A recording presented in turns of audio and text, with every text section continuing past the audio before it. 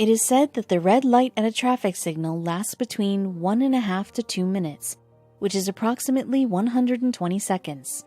While this may not seem like a long time, a lot can happen within 2 minutes, and a lot certainly did happen when two teenagers who were on their way to pick up a friend spotted a beautiful girl in the back seat of a car. Neither of them anticipated their day to take such a drastic turn, with a series of events that followed next. This story began in Dallas, Texas, where two friends named Aaron Arias, who is 19, and Jamal Harris, 17, experience a life-changing incident together. Aaron and Jamal have been friends for years now.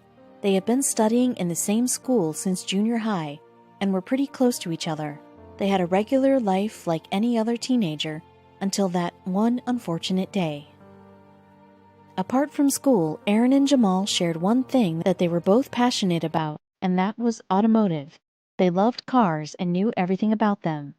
Aaron had just passed his driving test and took Jamal out for drives every chance they got. It was one of their favorite things to do. It was a cloudless Saturday morning. Jamal was just finishing up breakfast when he received a text from Aaron asking Jamal to accompany him on a drive to pick up their friend stuck at work. Aaron told him he will come over to pick him up in half an hour. One essential for any drive was good music. Jamal was more of a rock and roll lover, while Aaron loved the pop charts. But somehow they made it work. Jamal was busy picking out music for the drive when he heard a honk outside his front door. He dashed outside to find Aaron waiting for him. He jumped in the front seat, and pretty soon they were on the road. It is said that driving in Texas is a way of life. If the destination is within the lines, people are driving to it. People barely use public transportation here. This always means that roads are mostly jammed with personal vehicles. To control this traffic, there are endless signals spread across the city. So before they knew it, the boys come to a stop at a red light. Aaron was tapping his finger on the wheel, humming along to the tunes Jamal picked out. Jamal, on the other hand, was busy noticing the blonde in a black car next to theirs. She was dressed in a pretty dress, some minimal jewelry. Her golden hair fell in ringlets on her shoulders. She was beautiful, no doubt, but there was something off about her. Jamal noticed the driver in the front seat. He was black, had cropped hair, almost like a buzz cut. He wasn't dressed in a uniform, though. He turned around to look at the blonde, and the blonde immediately looked away. Her gaze set downward in her lap. Jamal found this little interaction kind of odd, but he didn't think too much about it. Jamal noticed the girl looking at him from the corner of her eyes. She looked anxious. He sensed her discomfort and looked away, assuming it was his gaze which made her uncomfortable. The driver turned around and looked at him and Aaron, and then the blonde. Their eyes met briefly, and she immediately looked away from the driver again. Jamal frowned. Something weird is going on here. Jamal's eyes landed on the girl again, and this time she was looking directly at him. Except he could read something in her eyes. If he wasn't mistaken, she had fear in her eyes. Jamal frowned in confusion. He looked at Aaron, who was completely oblivious to the whole thing. Jamal wondered if he's looking too much into this. Before Jamal could say anything to Aaron, the light was green, and the driver stepped on the accelerator and drove away. The car disappearing out of sight, Jamal was getting troubling thoughts now. If he wasn't mistaken, something seemed to bother the woman in the car, but he couldn't figure out what it was. Jamal's head kept throwing ideas at him about what possible reason could it be for the girl to be anxious or sad, or whatever he couldn't read on her face.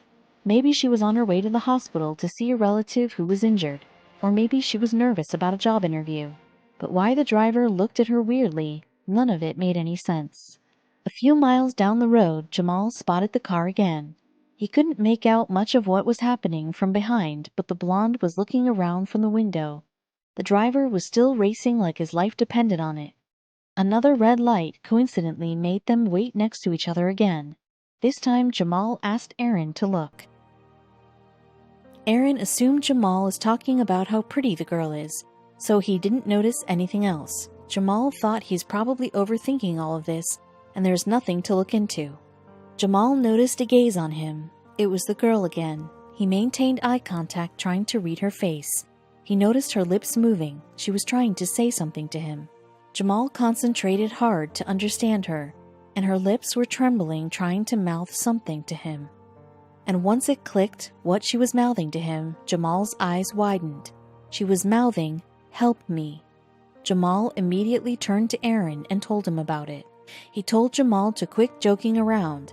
Jamal swore he's not joking, but before Aaron could see it for himself, the car drove off again. Jamal told Aaron to follow the car as he dialed 911 from his phone. Aaron was still not convinced, but he followed Jamal's instructions anyway. The operator answered the call. 911, what's your emergency? Jamal responded with, "Yes, I'm on the highway. I'm witnessing a robbery. No, not a robbery, a kidnapping." The boys told the operator they were on Highway 175 currently following the car. The operator asked them to elaborate on what they saw and how they were sure that it might be a kidnapping. Aaron responded, "We looked at the back seat and the blonde female was saying 'help me' or something, whispering it." The boys were right behind the car when they reached a busy road, and before they could tell, the car disappeared into one of the lanes next to the main road. Aaron started panicking now. He didn't want to lose them. They only have one shot at saving her. The boys were confused, but a decision had to be made, and quickly. Otherwise, they will lose him for good. Aaron just went with his gut instinct and drove into the alley next to the main road.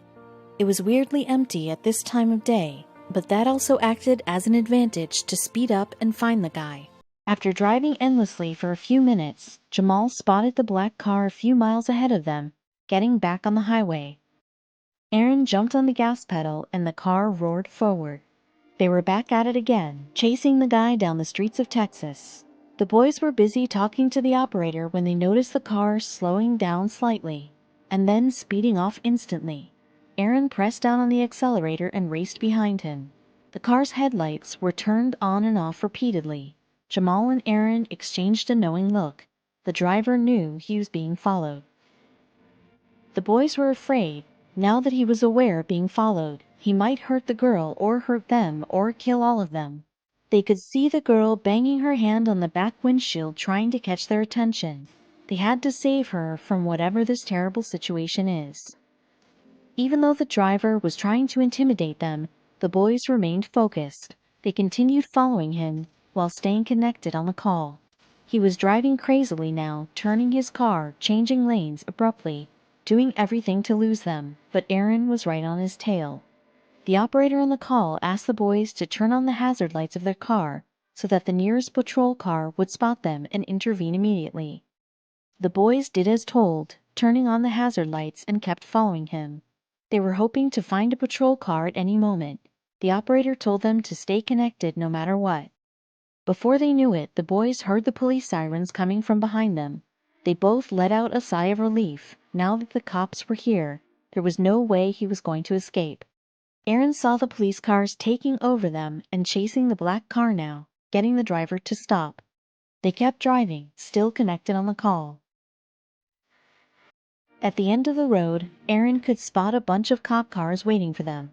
The driver had no choice but to stop his car. The police went down and pulled him out of the car, putting him in handcuffs. The boys were thrilled they caught the man. The cops opened the back door and let the blonde girl out of the car. She was crying and trembling with fear. As soon as she spotted the boys, she ran over to them and hugged them. She thanked them sincerely for saving her life. Jamal didn't think they deserved her gratitude, but it was humbling to receive it. The cops applauded the boys and praised them for their bravery and sharp instincts. The victim was then examined by the paramedics for injuries. She had a severe head injury where she was hit by something distinctly. The bruise from the injury was hidden behind her hair, which explains why the guys couldn't spot her injuries and be alert sooner. Apart from this head injury and the obvious trauma, she was okay and didn't suffer from any other damage. The boys chased the black car for about 40 miles, which is unbelievably brave on their part. It would have been so easy to not care and run the opposite way, but they chased him down and saved the girl. Nobody was hurt, and they ended up catching the culprit as well. It was a truly remarkable gesture. Even though nobody got hurt, the police had to investigate all the details. They wanted to know how the girl ended up in her own car with the kidnapper. They interviewed the girl for details. She braced herself and began to tell them about the incident that she will never be able to forget. It was around 11 p.m. last night when the girl was coming home from a young networking party in downtown. She was walking to her car when she felt 3 sharp blows on her head. Somebody had knocked something into her head from behind. She believes it was a handgun. The man then forced her into the back seat of her car. A few miles later, to avoid her from contacting anyone, he threw her cell phone out the window. The girl admitted that her brain was losing consciousness because of the injury, but she had a feeling she was about to be raped and killed by this man. But when the girl gained consciousness again, the man was still driving and the sun was shining outside. That is when they halted at a red light and she spotted the boys in the car next to theirs. She considered this to be her moment. She was trying to fight for her life, so she tried to meet the boys' eyes and hoped they noticed her. On running a background check, the man driving the car was recognized as Charles Atkins Lewis Jr. He was charged with aggravated kidnapping. Also, the handgun which was found in the car was not licensed, which acted as another red flag. Even though the man was identified, the cops could not point out the motives behind this act. He didn't know the woman before, so there is no reason for holding a grudge or wishing to cause a personal attack. The man had a clean record, so he was not a serial killer either. The police could not find a connection between the culprit and the victim. Atkins chose to remain silent during his interrogation. He was charged and sent to jail on $50,000 bond. The man's lawyer said his client is innocent until proven guilty. He will be attending all his court hearings, but until then there is no lead on why he tried to kidnap the girl. The boys were highly praised by the community for their bravery and smart decision-making. It's better to be safe than sorry. Even though they only had a feeling, they still called 911 and reported the incident. Plus, they followed the man and saved the girl. Their efforts were recognized by all. The teens' act of bravery was the talk of the town, so much that it was covered by news channels all around the country. People were taking their interviews, printing out their pictures. Their faces were all over the newspapers and media channels. The victim, who chose to remain anonymous, had declared them as heroes in each of her interviews. But the boys were extremely humble about it. They said, "She says we saved her life. I guess you could say we did. But I don't want to be that person who says that they're a hero." The girl's gratitude toward the boys was obvious from her numerous praises directed at them.